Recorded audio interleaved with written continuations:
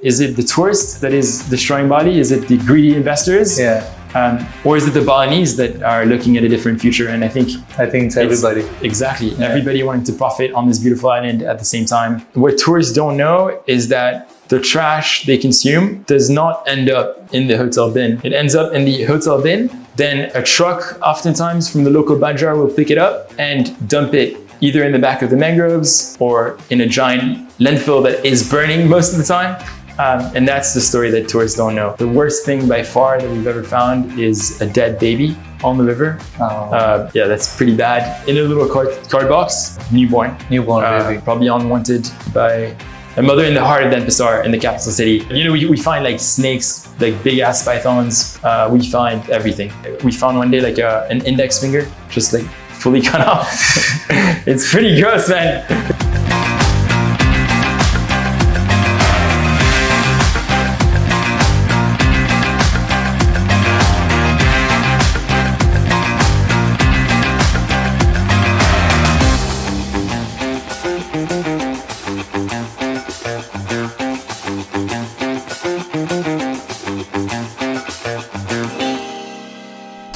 Scoopy Gang, welcome to the new week, and I'm your TJ, and we have Sungai Watch co-founder Gary.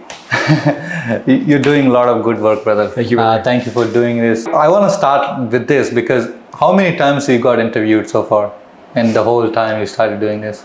I'm not really sure. I think so. We do produce a lot of media within Sungai Watch and telling the message.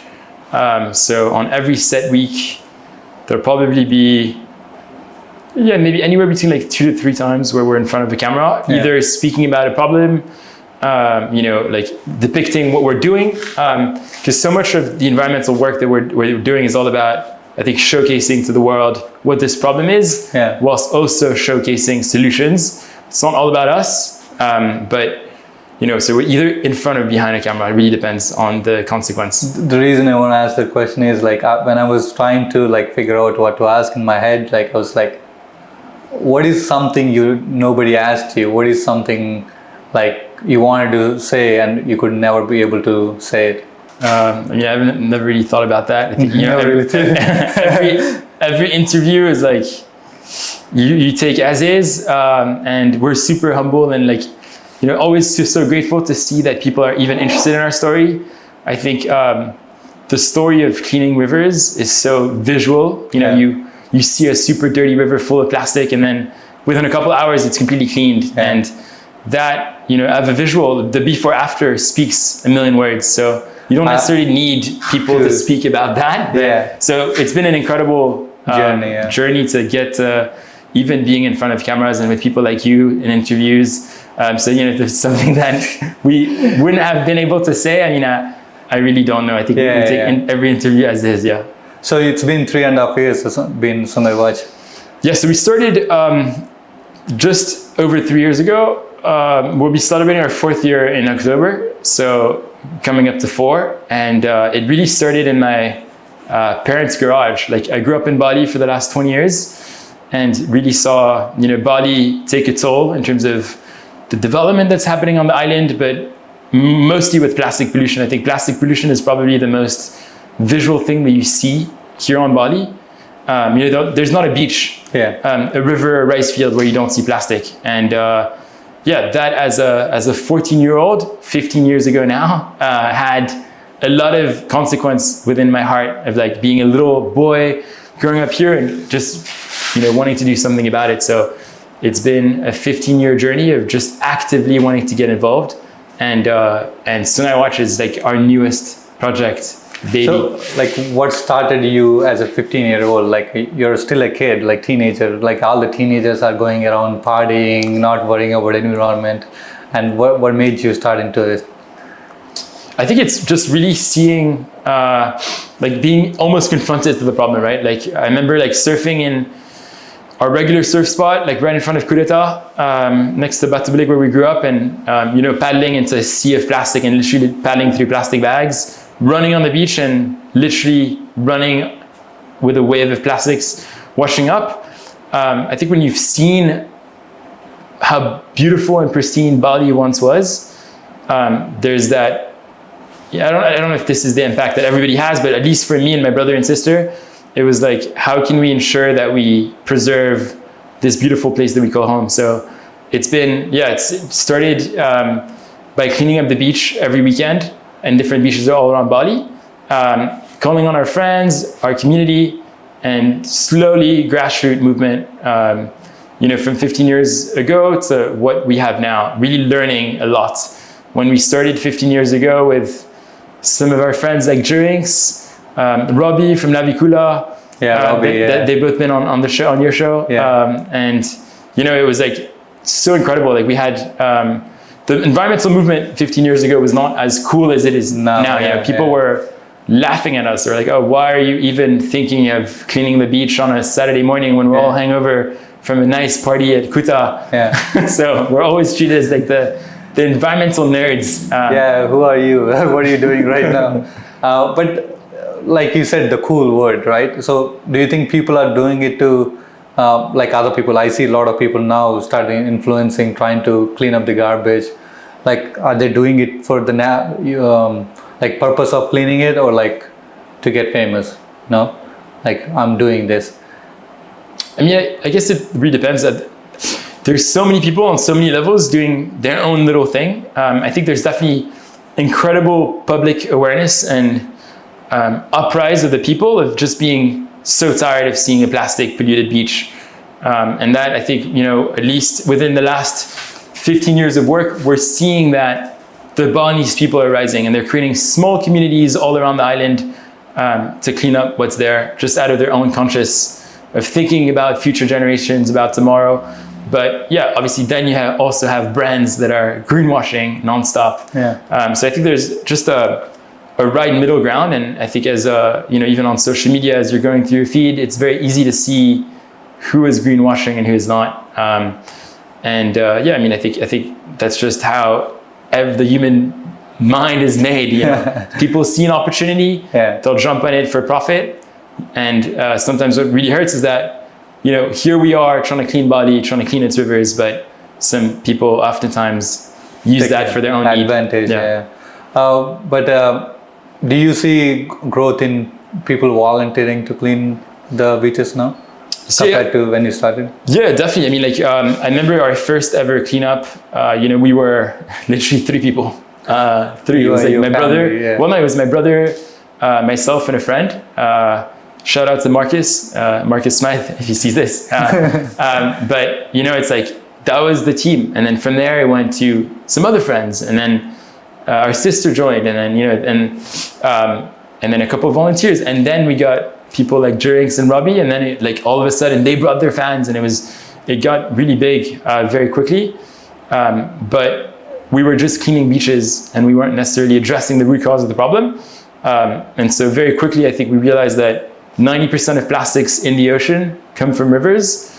And if we are to tackle this issue of plastic pollution, we need to do it at the root. And at the right where it starts. Our rivers basically connect the ocean to the land. And so what we've been doing at Sungai Watch is really to install these floating barriers to stop plastics. I've seen them, So now we've installed over 280 of them. 280. In Bali and in Banyuwangi, that's in Java. And we're really, really excited to be expanding to Jakarta, the capital city, in November. So the idea is that if every single river out there could have a barrier, at least you would reduce plastic that's floating out to the ocean at a tremendous rate. But oftentimes, when people see a barrier, over the course of the last 3 years, we've seen that people sometimes will dump their trash where there's a barrier. Sometimes that's where we have to really push on the community sector. So, on every single given week, our team is at a school. We're at governmental offices. We're speaking to the pamankus, the priests of the island. So what people may not see behind social media is really the work that is endless, that is happening in closed rooms of educating. That's something is a big thing, right? You need to educate the whole population. You cannot, even if you start doing the work, if they don't get educated, it's going to come back again to the same place. Because when I was a kid, I grew up in India, so we throw our trash on the roadside. We take our trash and throw it on the roadside, and somebody will take it and take care of it. now, like I saw your video recently the other day, like everybody's like going and throwing their like dumps everywhere, and somebody cleans it and the trash comes back again.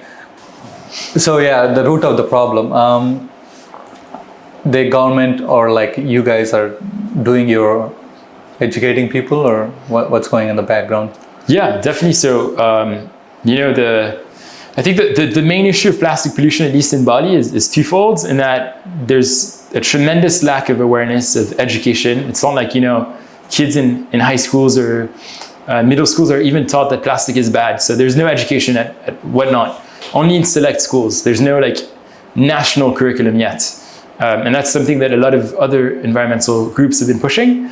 And then at the same time, there's no infrastructure. So when last year in September, every major landfill, 30 of them all throughout Indonesia, were burning. And those are the places that are supposed to be controlled, operated by the government. And all of a sudden, the government has nowhere to dump their trash. So they're resulting on dumping it wherever they can find spaces. And that's the government. 60% of plastics waste management in Indonesia is like not managed. So it either is dumped in a landfill on the side of a river, or it's burnt. And that's what is the big dilemma, is that, if you spend so much money on education, but there's no infrastructure that will follow, then the people will know, they will complain, and maybe they can demand change. But if there's no infrastructure, then where does the plastic go? So we're basically, it's been feeling that like, the last 3 years has been like very slow in terms of our efforts. We're tiny. Every day now we're collecting 4,000 kilos of plastic, which is, the equivalent of all of our 9 pickup trucks are entirely filled up with plastic, which is great, but we're tiny, and like we're only cleaning, X amount of rivers in comparison to what's out there. I saw the number. It's like 330,000 plastic was generated every month or every year. Probably the number. Yeah, in Bali. In Bali itself. Yeah, so it's completely crazy to think about, and 11,000 tons of that goes in our rivers. So there's obviously these are all stats based on computerized system. Yeah. One of the big things that is lacking in Indonesia is also data. Like, it's not like every single truck that comes into landfill is weighed. Nobody knows. And then, oftentimes trucks take the easy route. So they'll, instead of, burning fuel and going all the way to the certified landfill, they'll go on the side road and dump it there. So, that's something that we see all throughout the global south. And sometimes it feels like it's endless, and it feels like our efforts are really like effortless. It almost feels like it's like a redoing circle. Like this with Dreamland, the canal that we've cleaned up now 3 times. Every year we come back, and ocean currents. The Dreamland Canal is a dead canal, so it's basically everything comes from the ocean and it's stuck there. And so every year during the rainy season, after the onshore winds come, basically that entire canal is completely filled up with plastic, with wood. And every year we have to, rent 2 excavators, collaborate with the government on trucks, bring in like all of our team members to clean up. And then obviously that is cost. Sometimes it's like, every single day, the same thing. Yeah.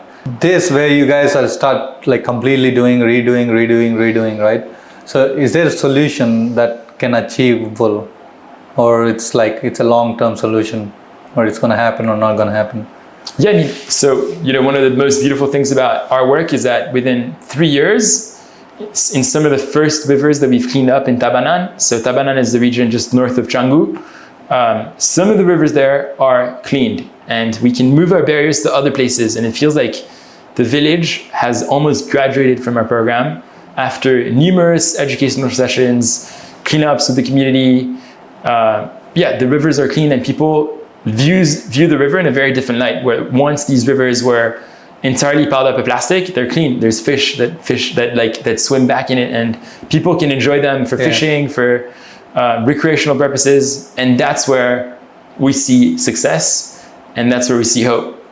So people are actually acting on it. Yeah. If we can replicate this this system of cleanups, education, and actually awakening of the people, then we've progressed, and we can move forward and tackle more regions. So that's where we see hope, and that's where we see that this program, ideally, within the next 15 years, like Bali is cleaned, and we've successfully done our job, and we can, stop Sungai Watch or move Sungai Watch to another part of Indonesia. So you're trying to establish it's on every island. But I mean, at the moment, just Bali and Java. Yeah. I mean, the dream goal is for us not to exist. For us to literally if every single river was cleaned out there, which is what your goal is. Yeah.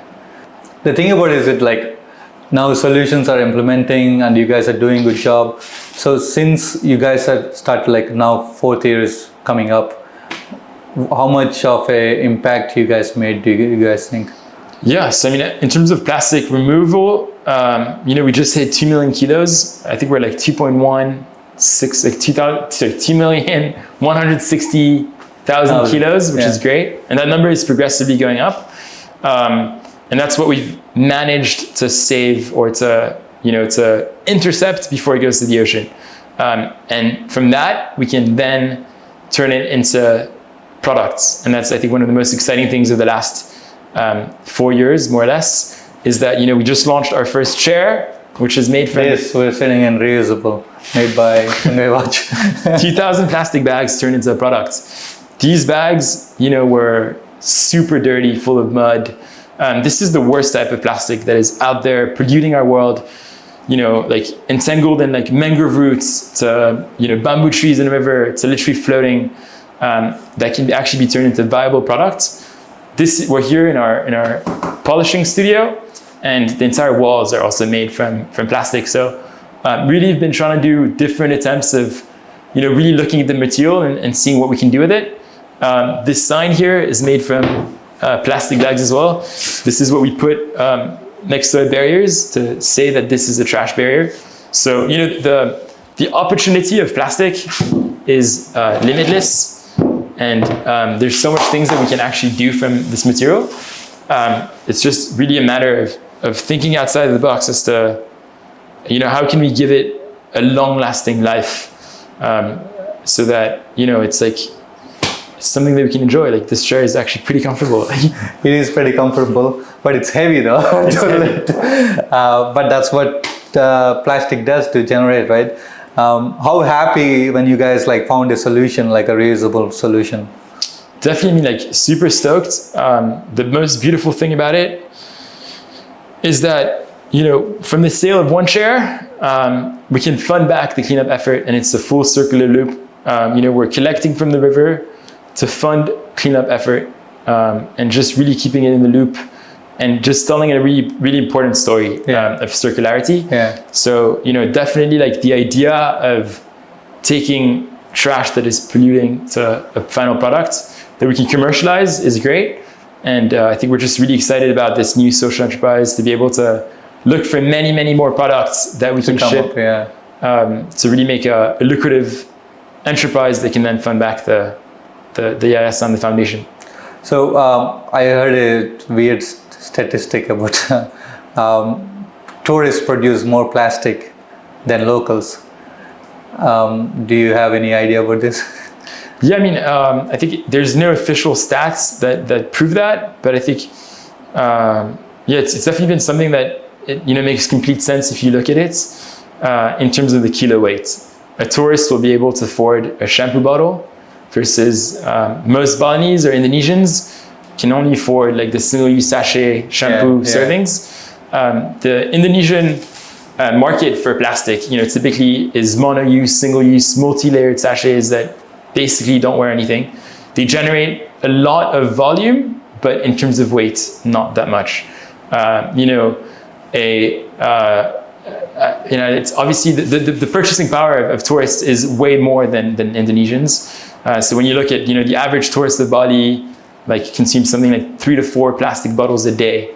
because they don't bring their reusable bottle. Yeah, like water, like plastic water. Yeah. And unfortunately, there isn't any more and more.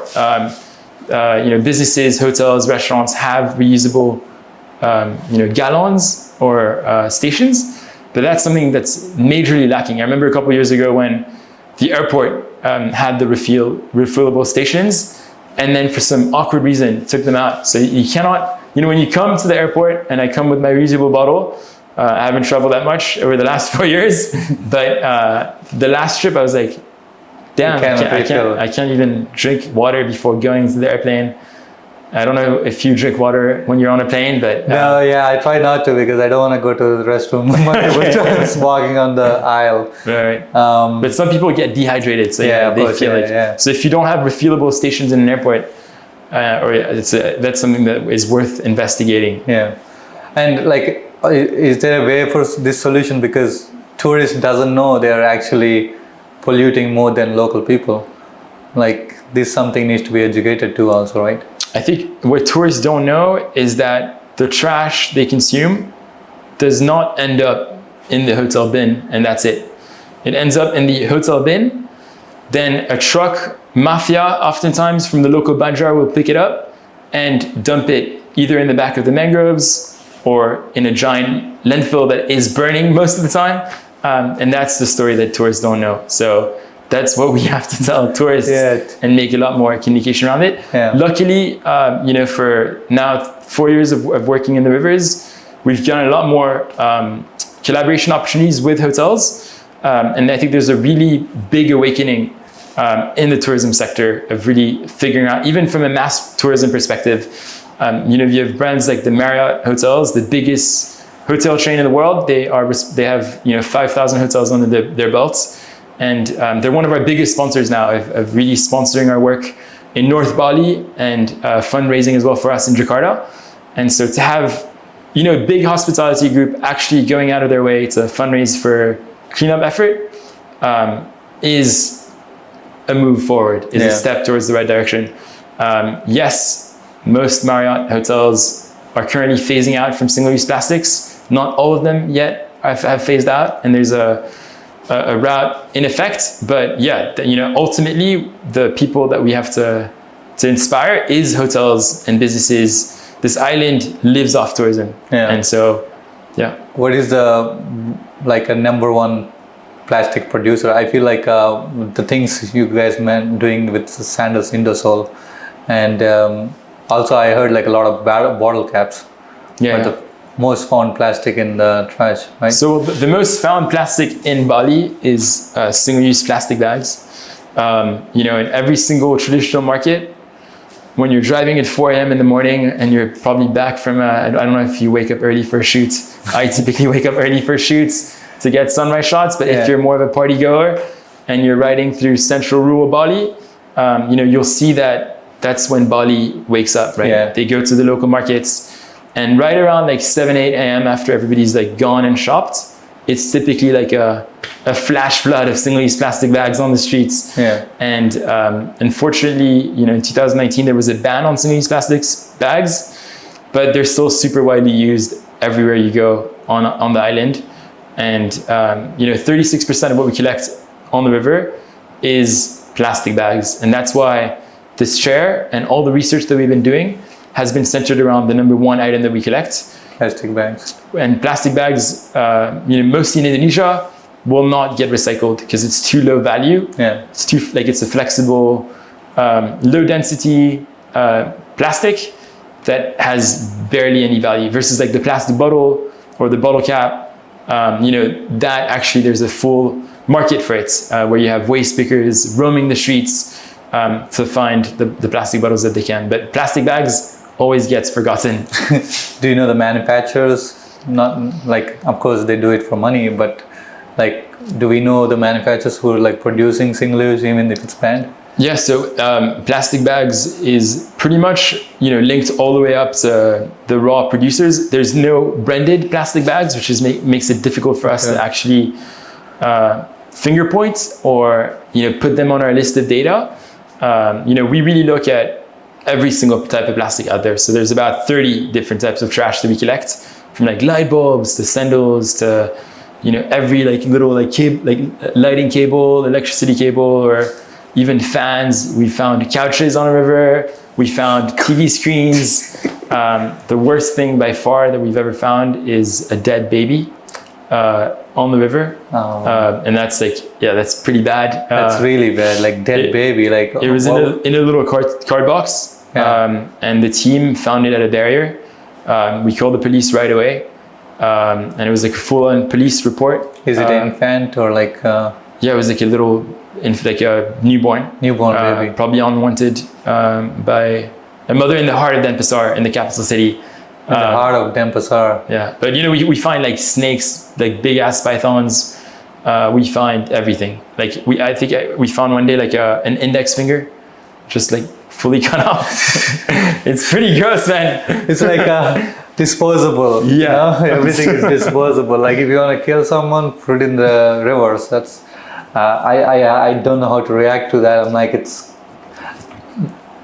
even hearing that, it just feels me. It's so sad, and looking at that, like, yeah, I don't know how the feelings are from the team. Yeah, like you said, like what are the dangerous things you guys go through to clean up trashes? Like I know there is trash, but you guys need to go through in the rivers, and imagine drinking that water, like when you're in there cleaning. Yeah. Like. Yeah, I mean, the river is nasty. Yeah, it's like, you know, sometimes there's river bugs going around. We go in a river with a waders. It's a full waterproof suit. Typically, you know, we try not to go underneath the wader, to not get water within the wader. Because you literally have, you know, all types of insects. Like literally what I'm saying, like we've seen pythons. Like one day I was like, they're live pythons. Yeah, one day I was like over this little like trash pile of an island, and like a full-on python, like literally, like I felt that something was under me, and I was like an anaconda movie. picking plastics, and the rivers are like considered, you know, the spiritual alleys of Bali. Yes. Where demons and spirits flow down. So already some of our Balinese teams, you know, whenever we do a cleanup, we have to ask for permission. We have to sembayang and put like a little offering. And so, you know, it felt like there was a moment of like, of you know, is this a spirit that's like right here? Or, and then a couple seconds later, like literally this big ass python just went through my legs and I just jumped up. So definitely like, yeah, like. It is dangerous cleaning. It's not dangerous. I think like, luckily nobody's gotten hurt, which is the most important. And it's always safety first. We're not going to go in gushing down rivers in the middle of a rainstorm. That's when it gets very dangerous. So, you know, we have rain protocol. Whenever, you know, the big rains arrive, that means that it is literally like river time for us. But that's when, you know, giant trees will fall into the river and people can get very, very hurt. We've had a couple barriers. Basically our barriers are connected with cables, and you know, sometimes there's a giant like tree log and like the barrier will open on one side. So yes, it's definitely like, it makes you a lot more humble as to the force of nature. Every river is different, and you know, you have no idea what you're going to be collecting today in a set barrier river. It's just sort of like getting in and seeing what's out there. Sometimes when you go in rivers and it's like it's a little bit higher than the wader, that's when you think twice about every single step that you make. But also like the rainy seasons are the #1 season for plastic polluter, because it all goes into the river from the drains and like side streams, right? So is it a way like you can, like, instead of going into the river, you can navigate through somewhere else, that the side streams, right? So on one river, there's not like just one barrier per river, but we've really just dissected rivers into multiple zones, into multiple irrigation channel that feeds into the rivers. You know, Bali has an intent, like Indonesia, Java as well, has an incredible system of irrigation channels. They're called the Subak, made during the Dutch era. And, you know, literally like from the highest mountain to the coastlines, you have these subaks that irrigate all of the rice fields on Bali. And it's some of the most incredible, you know, architecture of how to feed and irrigate the land. And so unfortunately, these subaks, irrigation channels that would be bringing and irrigating water all throughout Bali, are now mostly filled up with plastic and pesticides. Yeah. So oftentimes they are where we place our barriers. They're very shallow, but the amount of babi guling, dead pigs that we collect on those subaks, is pretty remarkable. Every single day there's like 3 or 4 babi guling.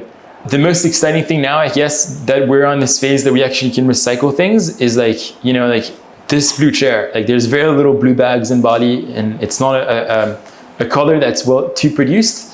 So sometimes in rivers when we do cleanups, it's like, okay, how many blue bags can I get to make a chair?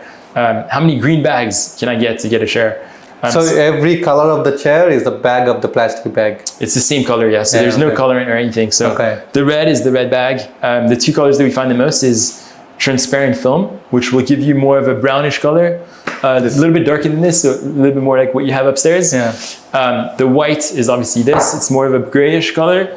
And then, blue is blue, which we find very rare of. And then you have the cool zebra patterns, which are what you find a lot in Bali. It's like sort of like the zebra, they're like black and white stripes. Okay. Those are pretty cool too. Okay. But again, plastic is not cool. No, it's not. It's cool to find items like this that you guys produce, but it's not cool to use the plastic. Yeah, exactly. The thing is like there is no way we can educate foreigners, right? But since you're a kid, you're from France, right? Yeah. So when your parents moved here, or?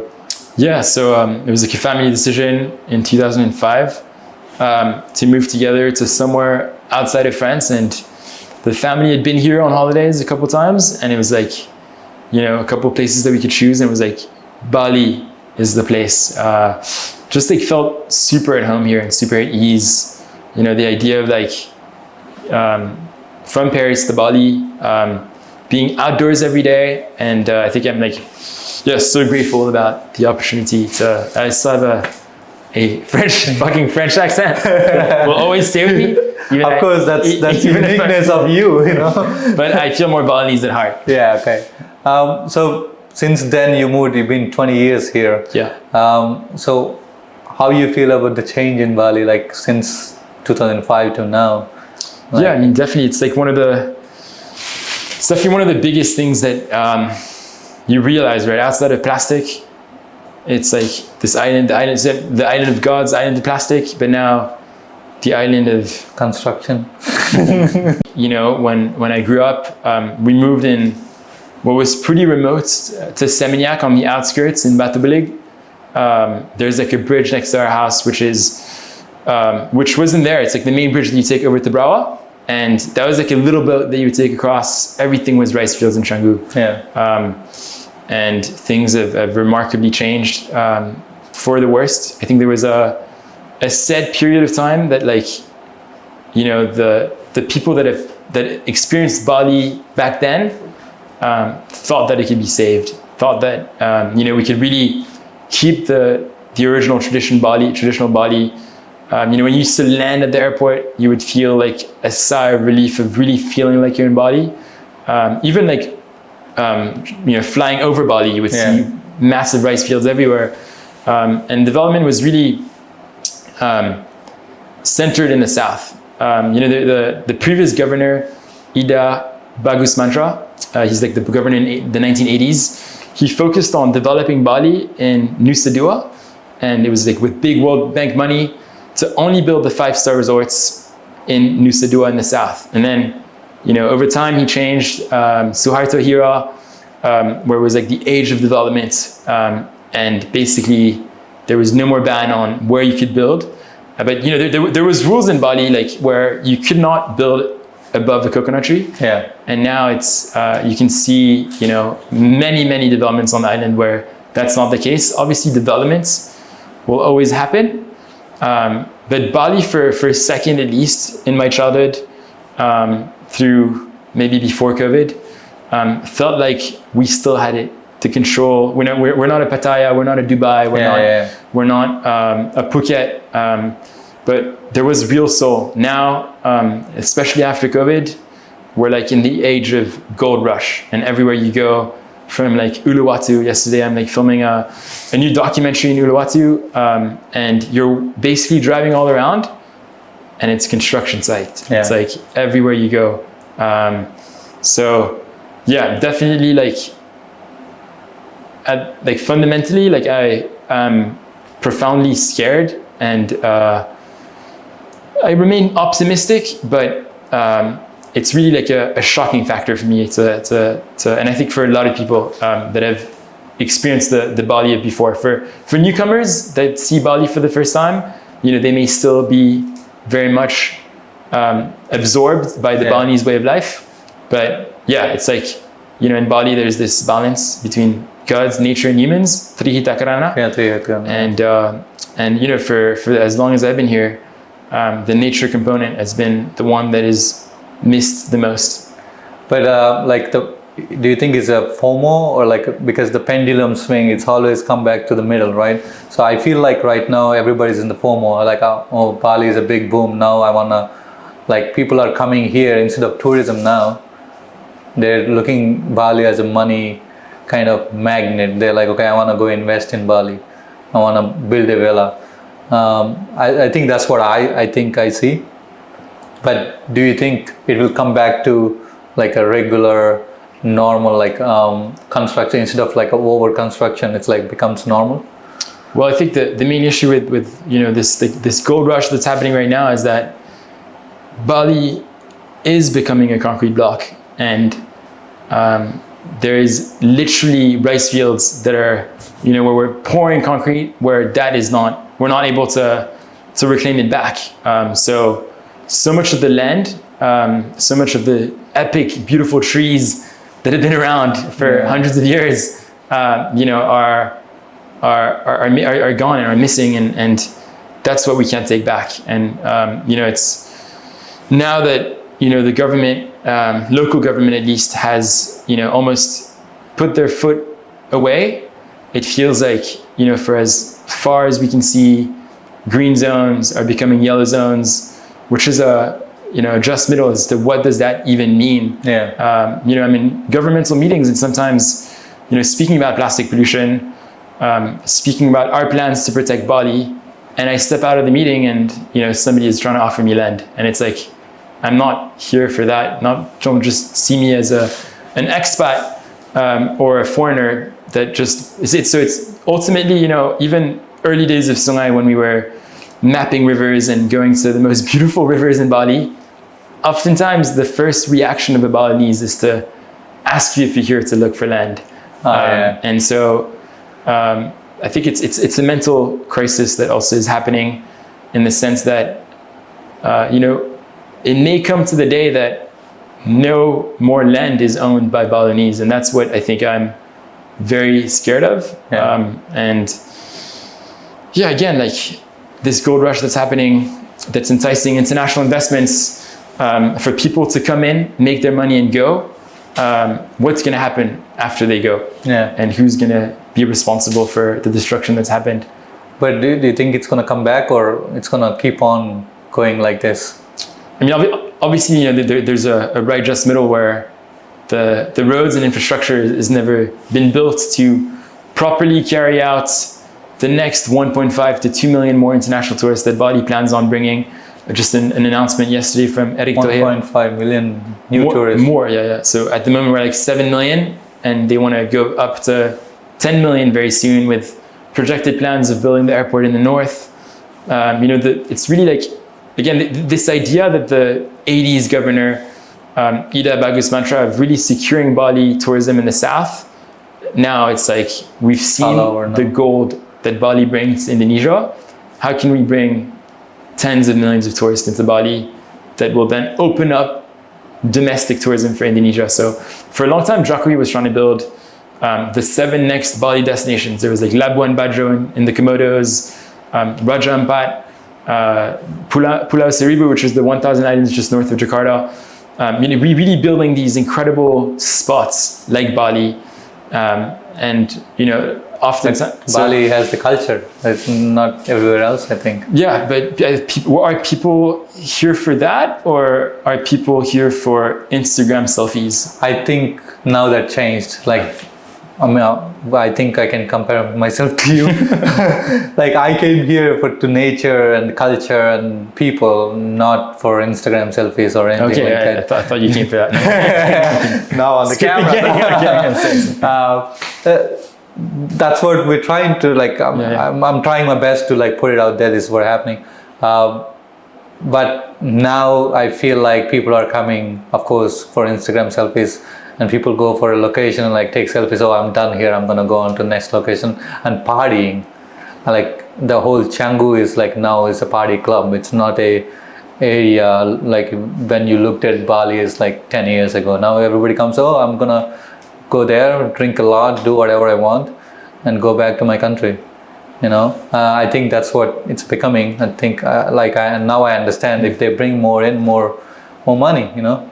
Yeah, it's like very short-term thinking, right? It's greed, money for it's like the thinking, right? It's like, how can you make as much money with as little land as you have to feed your family, but also to flourish on that. And you know, often, like for the longest time, the Balinese were more at the serving level. They were like more the servants, and it's terrible to say it like that, but they were more the working class. But now that it's almost like they've really been able to see the formula of selling land, of seeing a better life, and that we unfortunately can't envy them. That's like, it's not something on us to say that it's because of them that they're destroying Bali.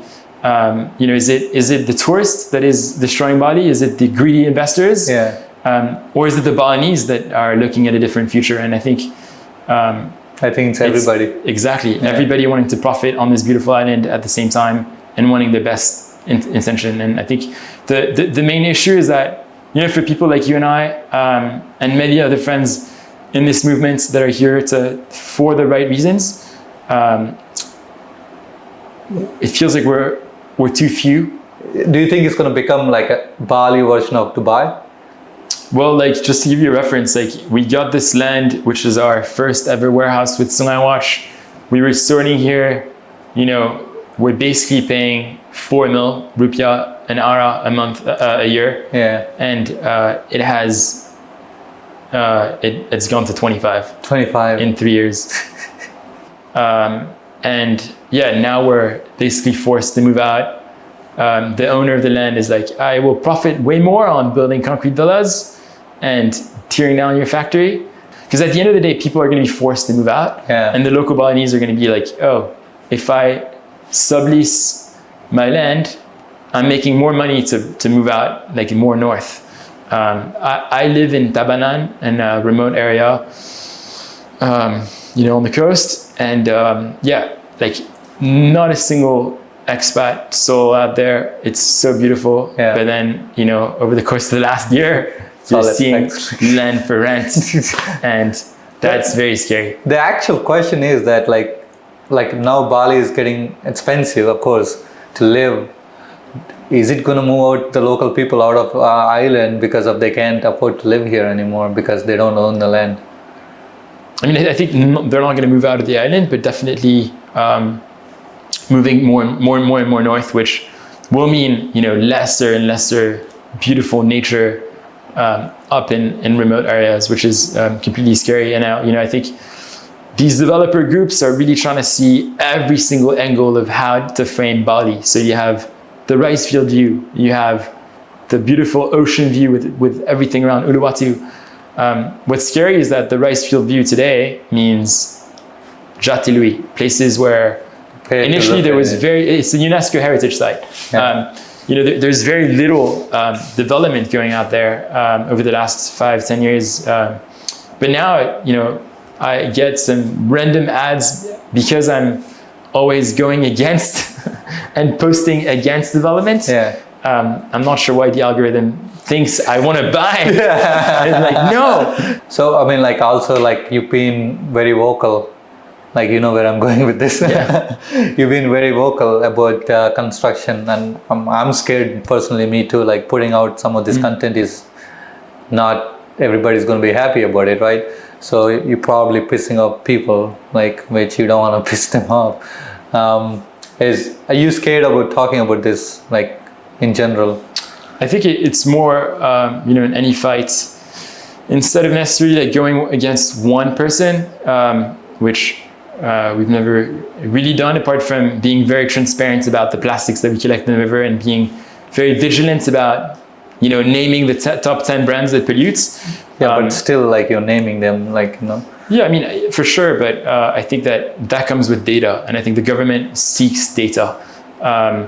When it comes down to, more and more, I think we haven't really seen it, but there should be a database of the biggest developers on Bali. We're not shaming and naming, we're just showing evidence. Yeah. And I think there's, we don't want to, I think our generation doesn't anymore want to go the Greenpeace, whilst this tree in Sese was being cut down, are we going to strap ourselves on the tree until the last branch stays alive? I don't think that's going to happen anymore. The way forward. It's really, I think, obviously Bali is developing. Obviously we can't stop it. But how can we inspire the people, at least, that are here for the right reasons, to build sustainably? And there's many people that are trying to also help and inspire in that route. So I think that's really what we realistically can do. In a way, it's like, the Bali development scene is, you compare it to the global plastic pollution, plastic consumption, plastic production world, where, you're never going to tell Coca-Cola to not produce plastic bottles. We're unfortunately not going to ever tell developers, but, maybe what we can do in Bali is to ensure that the Balinese pride is as stronger than ever, and that I think we can do, and we can inspire amongst the Balinese. And oftentimes, now I'm like trying to go more of a peaceful approach, sitting down with some of the highest priests on the island to tell, to get their feedback. These priests are anywhere between like 60 to 19 years old, and they're like the old souls of Bali, and they have so much influence over their people. And so, again, I don't know if that's the solution, but I think it needs to come on all levels. As much as we need the rock stars like Jerinx and Robbie, as much as we need the politicians like Nilu and whoever the next governor will be, we need every single level of society. A couple of days ago, I was at a bar having a beer, and the one guy, he's been living here, he's from UK, and he came up to me and he started saying that not every bule is bad bule, not everybody's here is doing construction.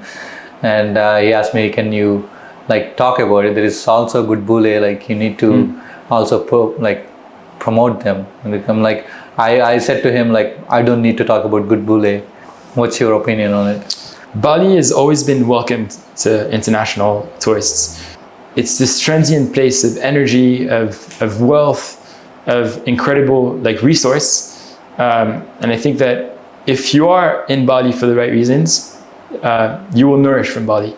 But if you're here for the wrong reasons, as the Balinese believe, karma will get you back. But a lot of people make a profit by coming here and doing it. Like, I mean, I do, I'm a Hindu too. I'm a Hindu too. I believe in karma too. I believe in karma, but when is gonna get you? Like, my question is, like, is it gonna get you in 30 years? Is it gonna get you in 50 years? Or is it gonna get your kids? Because the people like made mistakes to me. I always thought, okay, you're gonna get karma. I'm like, it's been 10 years. They're still fine. I'm like, sometimes I do think about it, but I think karma eventually will get you, no matter what, now or 10 years, 20 years. Whatever you did a mistake, it's gonna eventually come back onto your to hunt you. I hope that actually happens. Yeah, but I mean, again, it's like, I think from that perspective, it's not like, I wasn't necessarily saying like karma to the developers out there, like 100% not. A couple years ago, 10 years ago, I did a documentary on like the reclamation project in Benoa, and like Jerinx will also tell you about this. And it was the first time ever, like the Balinese people were rising on the streets by the hundreds of thousands against development. And so there's already some awareness of like anti-development on the island, but that was against the project that was building artificial islands next to this giant highway that's going from Sanur to the airport to Nusa Dua. The highway went into construction, but the project of the artificial islands didn't. And the Balinese won their case for the first time. And that was like incredible to watch, because there was like, you know, when Bali and the way that the community system is organized, if they see somebody really going against them, they will rise. And, you know, not that, I think ultimately like the local Balinese are realizing that it's slowly killing them. But the moment that they are willing to rise, they will rise. And I think it's a matter of time until they will. So I think like there's like, if you're a singular, you know, developer building a little project, oftentimes, you know, we get reach outs actually of people that are looking to partner up with us for sustainable materials. And they're like, oh, look, I came to Bali to change my life, and I was offered this development project, and I had to take it because if I don't do it, and somebody else will. And that's oftentimes their excuse. I don't know if that's a way for them to excuse themselves from it, but at least it's you know, they seem to want to think outside the box until you see their plan and it's full concrete. And I think there's so many villa constructions right now. It's not all sustainable. It won't last long, right? So that's what I think, like, it comes back and hits you, because right now you're thinking everybody's building a villa, that's the only way I can make my living out of it. But you gotta look at it in like next 5 years, 10 years. And I think that something that, you know, obviously concrete villa, it's like, okay, concrete villa sounds terrible in itself. When you look at it, you know, when you see a before after, the beautiful rice field plot with a concrete villa in it, but people aren't really thinking, and that's what developers aren't thinking about. Where does their wastewater go? What water are they pumping from the ground? Oftentimes, these developers will drill a well 65 meters, 85 meters, and get okay water, but that water is turning as like so much quicker than we can think about. And and like these like natural elements are where building without any municipal plan will eventually kill us. You know, like Bali will sink slowly. With how, you know, if you put a giant like concrete, if you fully concrete Bali and it's like giant concrete block, more weight naturally, so slowly that will eventually get down. But I think one of the biggest issues at the moment is that you know, like the water crisis is something that like we're not speaking about at all, and that's, I think, something that is also very dearly to my heart. Being in the dirtiest rivers out there, literally in the water, and seeing, you know, basically the sewage of some of these concrete villas. Yeah, like a water crisis. Tell us about it. Like, how bad is it? Yeah, I mean, I think in the next, like, realistically, you know, right now we've really been, we're already in a water crisis. When you look at the dry climate, you know, over the last, the dry season, over the last, the summer, you know, for 5 months it didn't rain, and we could see the impacts that it had on local farmers. The next one will get even worse, and we're just not really realizing how bad it's going to get unless we really figure out, you know, it's not so much affecting the developers or the residents that live in concrete villas. It's more affecting the local residents, you know, the Balinese and the farmers. And, you know, until the day that the Subak system, the irrigation system, is going to run dry, that could be in the next 20, 30 years, or even way sooner. But what we know about the water crisis is that the water level is getting worse and worse. You know, just from wading in rivers every single day, like I've gotten a couple rashes just from water contact. So I can't imagine people using it for their showers or drinking. And that's what I think we're really, really scared about, looking at Bali and how it's going to really develop. So nothing is really sustainable with the rate of how it's going right now. Thank you for being here, giving me time. Thank you so much, man. Giving us all the inputs of what's happening. And what could be a solution. I think from listening by your words, people might if one person affects, I think that's what you look for. Really, thank you for your time. And if you ever offer me to like, hey TJ, we need help, great. I'll be there. Awesome. Yeah, sounds good, brother. Sounds good. And please subscribe to Sungai Watch and buy this, please. Thank you for watching this, and watch Rahayu also, that doing some great work doing documentaries. See you guys in a couple of weeks. Thank you. Thank you.